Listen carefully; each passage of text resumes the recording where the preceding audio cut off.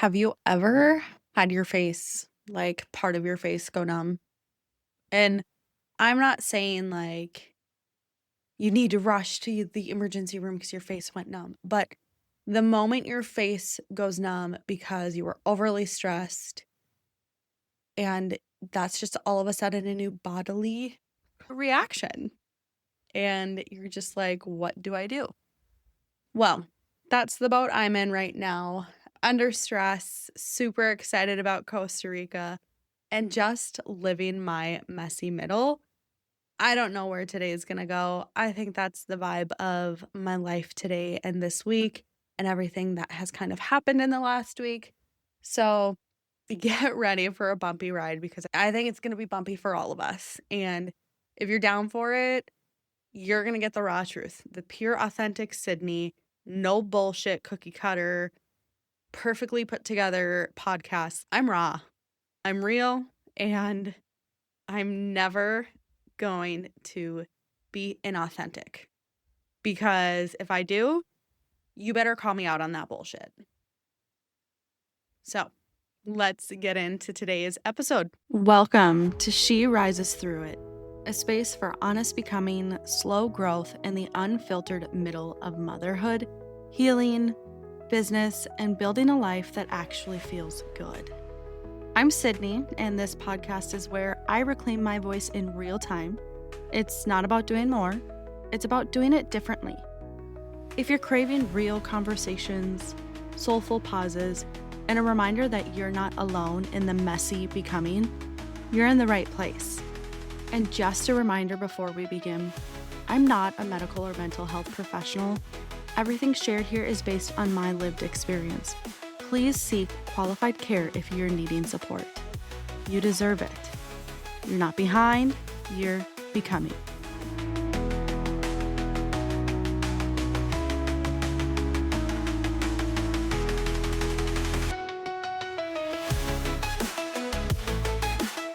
Let's kind of first off just I am completely in the mess in the middle of everything right now.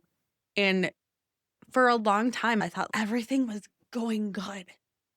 It was going so good. It felt good. The vibrations were just energized and feeding my mind, body, soul. And, then life hits. Then life hits. I thought last week, so let's just recap the last week for me so you can kind of picture where I'm at right now and why my face is going numb. Do I understand fully why yet? No, but I'm pretty sure it's just a stress response and I'm just going to go with it because I'm supposed to see a neurologist, but I haven't had it in a long time and now my stress is back up, so that's why I'm thinking it's stress. And that's why I don't think I need to go into a neurologist. I mean, there's probably something wrong with my brain, but I don't know. But man, the last week. So we have had lunch for Costa Rica. Amazing. This has been on my heart for a very long time. I knew before I went to Costa Rica myself that I was going to be building retreats. And now here I am building retreats. So it's just something that's just so empowering to look at and see where I was and how far I've come. And I think in the fact too of how far I've come in the last 6-7 months, which is tremendous growth. Is every day easy? No. If things were easy every day, I want to know your recipe because I need it. But I also don't think your recipe is probably accurate. I bet you have a mess in your story if you're not admitting it. Because I'm here to tell you, we all have a messy middle. And I'm living my messy middle. But Costa Rica launched. I'm so excited. Chris Krause and I, which is so funny.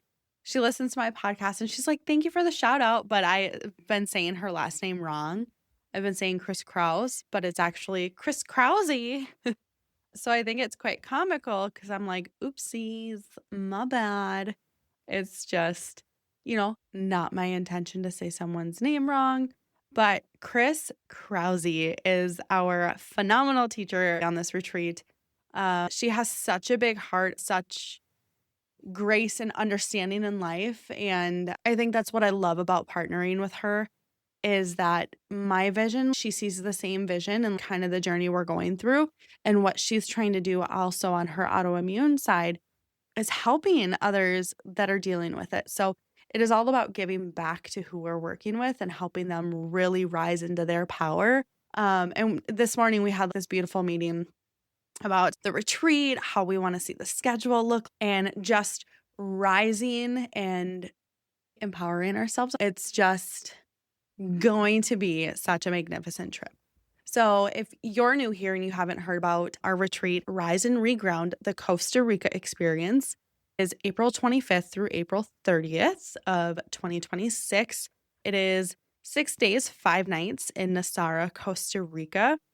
And it's a retreat for women designed to reset our nervous system, reignite our energy, and truly reconnect with what matters most to us. In life, I kid you not, we hustle and grind because that is what society has taught us. That is what society has taught every female, was to bottle things up, look a certain way, be a boss babe. And in this entire process, we start to lose ourselves. We start to truly dwindle away of who are we? What does my inner self want?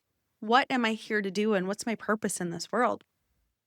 And that's what this retreat is meant for. It's meant for you to truly come home to yourself.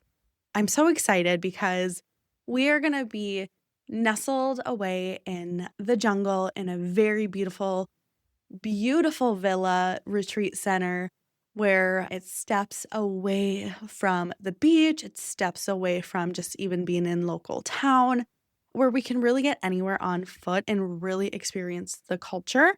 I'm just so excited for that because it's a chance to pause, breathe, rise, and rise renewed. Me and Chris are super excited. We're actually meeting up next week to do some fun goodies. And I'm excited for that. And this retreat, you guys, when you think of a retreat, like it's a vacation, right? But it's not like your typical, woohoo, let's party vacation. A retreat is really doing some inner work, just kind of to tune into our bodies. I think that's the biggest thing. I have been tuning into my body since April, and I've just kind of been noticing more and more of, okay, what triggers me? What doesn't feel right? What are signs that I need to be doing something different? That's what this retreat's going to allow us to do, right? We're going to be able to figure out self-care that's going to stick, and self-care doesn't have to be expensive. There are so many different ways we can do self-care. We're going to do some gentle strength, movement, wellness. That's for everybody, every body, and every woman. I used to be in that mindset that like I couldn't do it because I'm average. Like I'm an average size. I have 2 kids almost under the age of 3. And it's just so interesting. Like I always thought I couldn't do it because I'm the bigger one in the group. And I'm actually not bigger. I'm average. I have my beautiful curves. I have areas that sure, yeah, if I look in the mirror, I'm like, oh, I wish that could go. But also too, I am learning to love my body, where it's at and what it's done for me.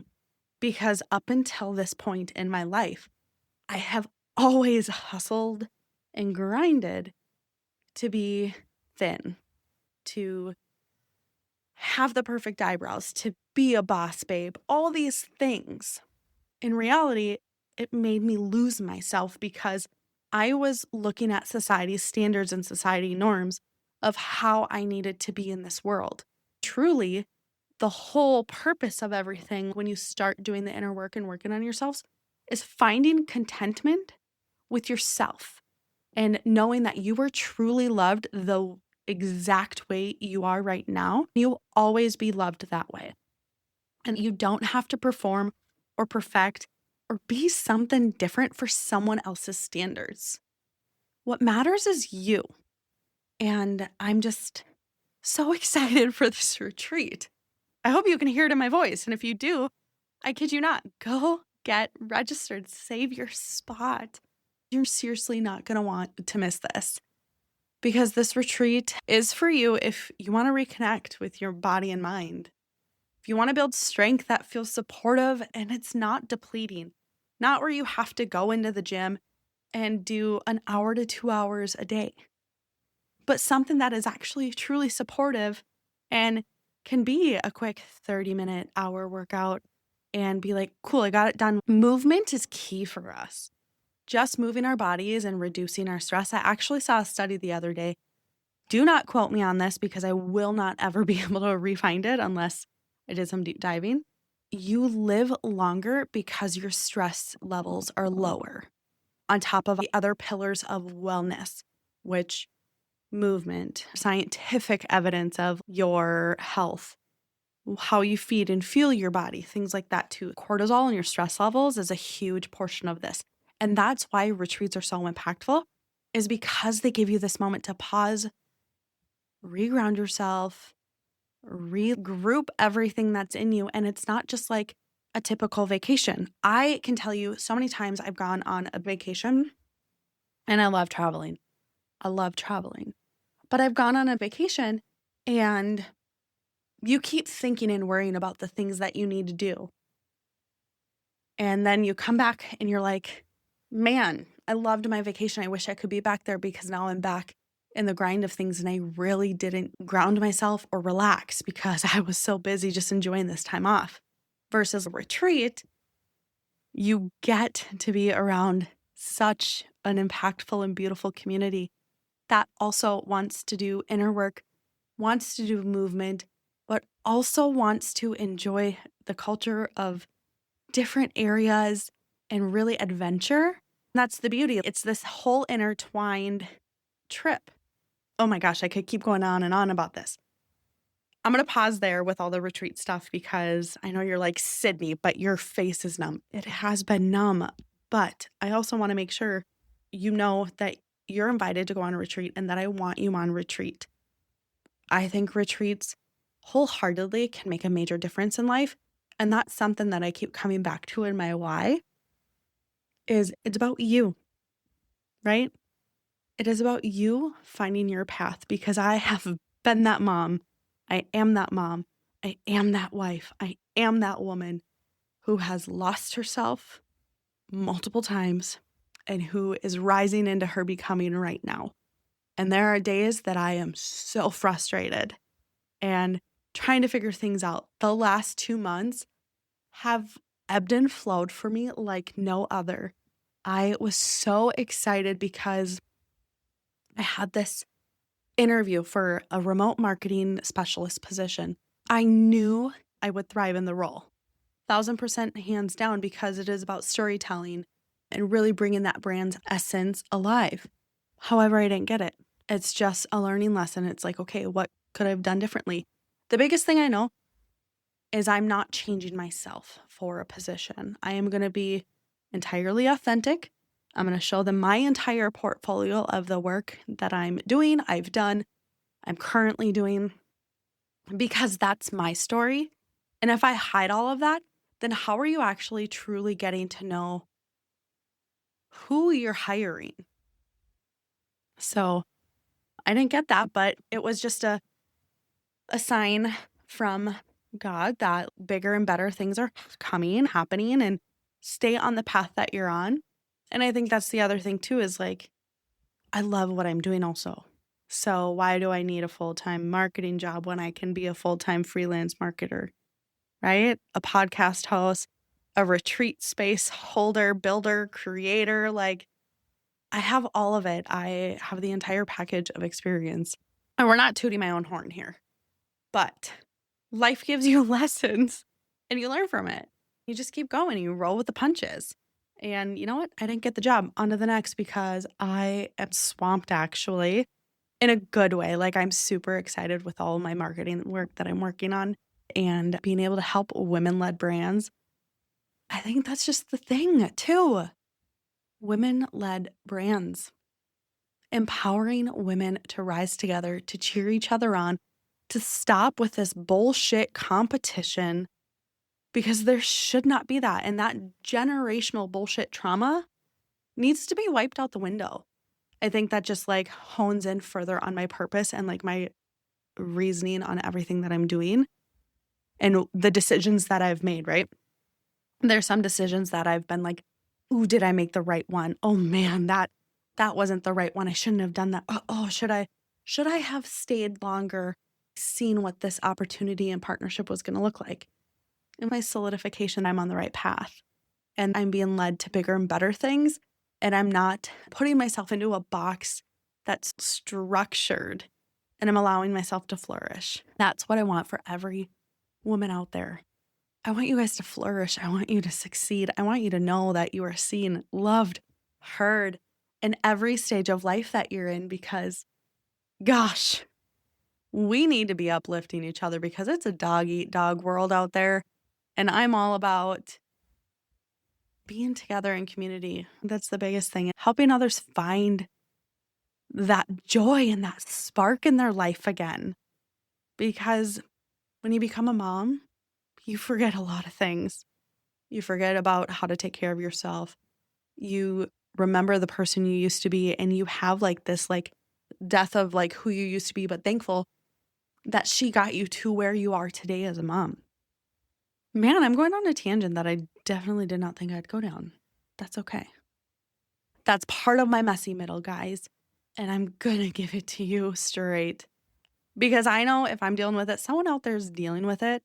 And shameless plug here, if you or someone else is like, I just need that motivational inspiration, I just need someone to uplift me or show me their messy middle, please share this with a friend. Also, go rate my show. I would truly love that. It just helps me get further out there for those that are needing to hear my messy middle and to know that they are on the right path as well. And I'm just so grateful you're here as is. So thank you for that. Anywho, let's move into my numb face, right? Numb.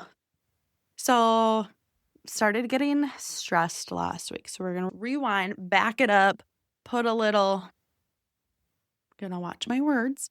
We're just going to go back a week. I was hemming and hawing about something last week, and then I asked for a sign, right? Lo and behold, Thursday morning, somehow I got my kids to daycare and I got me safely to the gas station where my tire went completely flat. Like the moment you stepped out of my car, you could hear the air gushing out. Got it filled quick, made it 2.5 miles down the road to a tire shop where they got to fix it, thankfully. So I thought, awesome, I got the sign, I already know my decision, everything's going to be great, whatever. Oh, man. You guys. And then I was out with a client at lunch, and I get a call and a text from daycare. I didn't answer the call at first because I didn't see it come through, but I saw the text, immediately called back. I ended up rushing out of there and rushing to daycare because my son was just acting off. Long story short, some kid scratched him in the eye. Everything's okay. Kids are kids. They're under the age of 3, all of them. So kids are kids. My son, rightfully so, cried in the moment and everything because it hurt. He ate lunch, but then he put himself down for nap. Upon waking from nap, like he just wasn't himself. He couldn't open his eyes. He didn't want to talk. Like he was completely shut down. I immediately knew when I got there, with his condition and everything, his call for A1, Gould syndrome, small vessel brain disease, I knew, I want to bring him in just because he's acting way out of character. And I get it. He did get his eye scratched. I kid you not. On the way there, he wouldn't respond to me in the car. And normally if I mess with his head or I put my hand back there and try messing with him, like he'll swat at me and tell me, no, mom, nothing. So I did end up calling 911. I was going 90 miles per hour in a 70. I did not care because I was like, I'm getting my kid to where we need to go. They eventually did tell me to pull over and help us on the way. When we pulled over, or I pulled over with my son, obviously I unbuckled. Probably shouldn't do that on a major freeway here in Minnesota. But I unbuckled and turned around to talk with him and see what was going on. He wouldn't move his body. He wouldn't squeeze my hand. He was breathing, thankfully. So I knew he was safe. I knew I didn't need to immediately get myself out of the car, and that I was also going to stay safe in the moment too, because it's more important. He's breathing. He's okay. That's number one. And he's in a car seat. So if like anything was going on, he was in a safe spot. Right before the sheriff got there, like he started moving his hands and limbs. So I knew, okay, he was coming back too. Ended up having a sheriff drive us down to the hospital. And I kid you not, if you've never been in the back of a state patrol car, it's literally like this container where like if anything happened, you're trapped. And it's scary as heck. But apparently they're trained to drive the way they drive because I was seriously praying to God the entire time there, like, get us there safely. Because here's the other thing, the move over a lot. Like, you see emergency vehicles coming. Nobody was moving over. I see so many people move over for ambulances, but State Patrol, they were not moving over. Like, he was slamming his brakes because we were about to hit people's butts. And then all of a sudden, we're flying over 3 lanes to fly back over 3 lanes because 2 people were so dumb enough not to know. Move over. So I was praying the entire way there. We get there. He comes in with us to make sure, like, we get checked in and everything. I'm sitting in the lobby with my son because they're like, yep, it's going to be a second. And I'm like, okay. Me freaking out. And then finally, like, a nurse walks by and I'm like, you need to get me someone right now because he is not responding to me. Like, at this point, what the fuck? Pardon my language. They did stroke code on him because they were super nervous and they wanted to make sure he was seen right away, especially with his small vessel brain disease and everything. Thankfully, he did not have a stroke. Such a blessing. And then all of his labs were coming back normal. There were some things that were high and low, but some of them were kind of basic from my knowledge, from his history of blood work. And then I got super ticked off because I get a lab result and I look at it. They did a urine drug lab on him. Totally fine. Like, we're totally fine to do it. But let me know you're doing that test on my son. I don't care that you did it. I care that you didn't talk to me about it and inform me versus me seeing it and being like, oh, they thought my kid was on drugs. Like, what? Pretty frickin' ridiculous to me.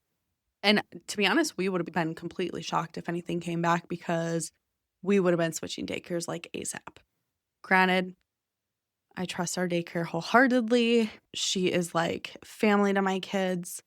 And I've never had that off feeling. So I would have been incredibly shocked.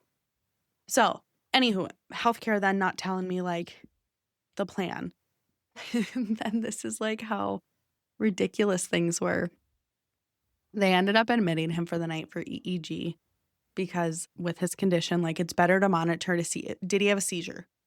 Did something change? Because it was very different. And the best thing that happened was the hospital finally got to see what we've been seeing. So it finally got documented. However, like, EEG came back clear besides some newer movement that's happening, and we're not sure what it is. There's no full correlation yet. But the healthcare system, they struggle with communicating. Some guy came in and was like, they're not going to get the EEG on tonight. They'll do it tomorrow morning. And I'm like, so we're not getting out till Saturday, you're telling me? He's like, yep. I'm like, okay, fine. I'm used to this. No big deal. Then we finally get a room and the nurse is like, oh no, we're going to get you in. We're going to get you in tonight. You're going to get the leads on tonight. We did. So it's just like communicating of like, did they have time? Did they not have time? And just before you give me multiple different people, get your story straight. So we did get discharged. Everything went well. It was just like the randomest Thursday of like, here, massive flat tire. Here, by the way, you're going down to the hospital ASAP because you're a kid.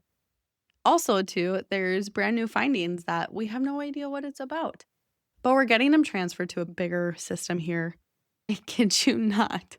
We get home from the hospital and I have letters in the mail from our current system we're in stating that our insurance by the end of the year, if they do not come to an agreement of terms of service or whatever between the system and our healthcare provider, our insurance provider, that it would be officially out of network. And I'm like, great, we have just established care here for the last 2 years with neurology, nephrology, cardiology, everything you can think of. And now we have to transfer. However, blessing in disguise, because I do want to be at the bigger system. And I know we're going to get the best care then, and they're going to be able to follow and track things a whole lot better. But that happening, unplugging from the weekend and just being with my family, and then stepping into today, like, I dealt a lot with the healthcare system today, getting everything transferred, record releases, and trying to find new OT speech therapy and feeding therapy for our son. Then having to call insurance about an EOB because they wanted accident information. And it just goes on. And then worrying, like, are we doing the right thing for our son? Are we taking care of him the right way? Is everything okay? Is everything not okay? Like, no matter what, you have this mom guilt and this parent guilt of, are we doing too much or are we doing too little, and what's right and what's not right? I don't want to be the parent that, because I know there's so many parents out there that abuse the system and I literally always say something's wrong with their kid. That's not our son. That's neither of our sons. We have 2 beautiful, beautiful boys, but we do have these off situations as well as their gene mutation and, like, I guess data, you can say, of them having differences. Our youngest had a stroke at some point, most likely in utero, which is very common with this gene mutation. Our oldest has hemosiderin deposits in his cerebellum. He has white matter in his brain. All of that, and same with our youngest, has the white matter too. That's very common in the brain with COL4A1 Gould syndrome. The hemosiderin deposit's not. That's more likely of, like, he got injured somewhere either in utero or when he was born. I don't know, because none of that makes sense to me. So they do have things we have to watch for. Our youngest, his aortic root is already dilated. Our oldest, thankfully, it's shut off, but he has a left superior vena cava, so an extra vena cava that's not supposed to be there. Like, it's technically supposed to dissolve. I don't know. So there's just a lot of weird shit happening. And then you wonder, are we doing too much? Are we doing too little? Gosh forbid, if we do too little, like, what's going to happen? And then how are we going to feel if we didn't do enough? But then same on the flip side. What if we did too much? I keep thinking of, like, my neighbor. Her husband was always in the hospital as a kid. And everything's fine with him and everything, but, like, he hates hospitals now. And I don't want my kid to feel that way. Like, I want my kid to know if he feels like something's completely wrong, go in. It is better safe than sorry. However, don't make something wrong if there's nothing wrong, if that makes sense. However, I always advise, if something feels wrong, go in. Talk with your healthcare provider, because they are going to be the best knowledgeable individuals that can help you on your path. And if you get a sucky provider, get a new one. Keep going until you find the one that really fits and vibes with you, understands you, and listens to you. That's why I really hate leaving our system, because our neurologist has started to understand us and, like, why we're not putting our kids on medications yet, because there's no scientific evidence yet that they fully have had a seizure. So why would we put them on medication to alter them? Why? Granted, it's probably really good for preventative, but so there's just that gray area there. Gosh, I'm going on a tangent, and this is a really long episode today, apparently. So that's caused a lot of my major stress. And then just being behind, there were a lot of things I wanted to do today, but because my stress has been so high and my numbness in my face, I got half of what I got done. And that's part of life too. That's part of this messy middle, is you're going to have things happen where it's going to push you back a little bit, and it's okay. And you have to be okay with it being okay, and recognizing when your body's flaring up and saying, psych, you need to pause. Because this is my body reaction of too much is happening and I need to figure it out. Which is why I'm so excited for Costa Rica because I love when I'm just in my complete zen, away from all the chaos and fully tuning in. Ooh, another thing, like tuning into your body. If your mind doesn't shut off, mine has not been shutting off where my sleep has become depleted. It is just constantly running. But that's why I love my bioactive precision peptides by Make Wellness. I love Restored and I love Calm. They've definitely helped me get into like my deep sleep. I'm out of my stuff right now besides my Restored. So I'm waiting for my new stuff to get here, but it does help me having those supplements that are natural, that are not synthetic. It's just so good to know that I'm fueling my body in the right way. And I just cannot wait till I get more of my Calm. And then Restored is launching here in November.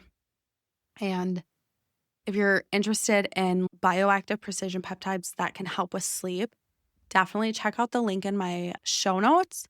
It will go through all of it. I'm not going to dig into that today because I could go on a tangent there. And I think you're probably saying, Sydney, girl, you got messy, messy middle right now.